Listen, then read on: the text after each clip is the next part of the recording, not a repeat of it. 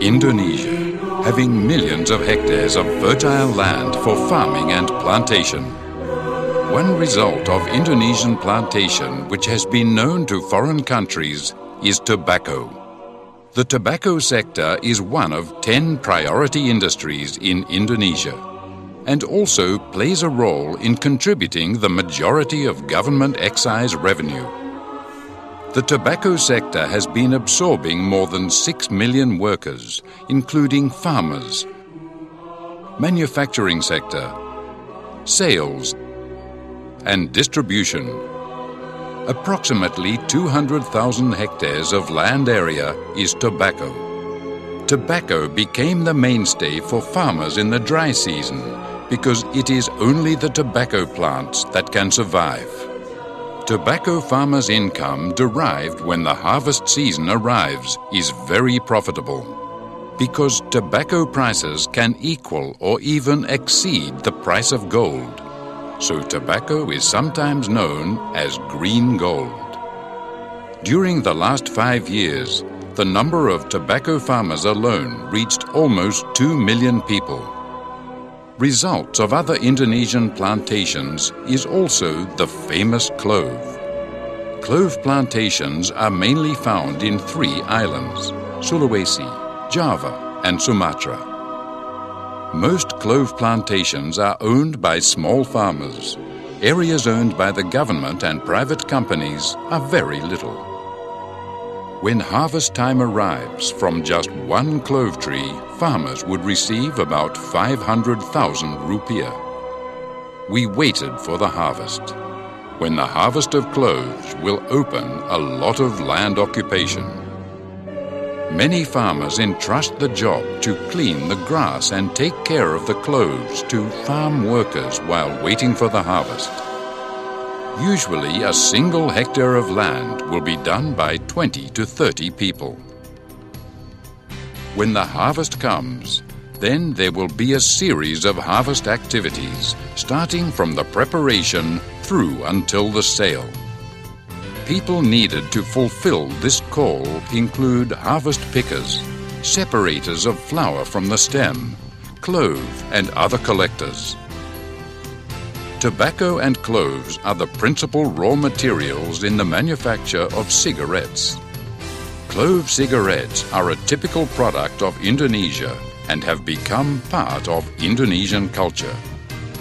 Of all the cigarettes in Indonesia, 90% are clove cigarettes. The uniqueness of the original Indonesian clove cigarette is, in addition to the typical flavor, also the drafting process, or hand-rolled. Therefore, there are hundreds of thousands of workers involved in the tobacco industry.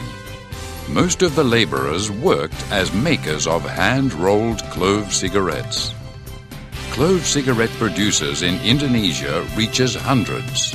Scale producers with national and even international. The existence of the cigarette industry chain effect is very significant economically.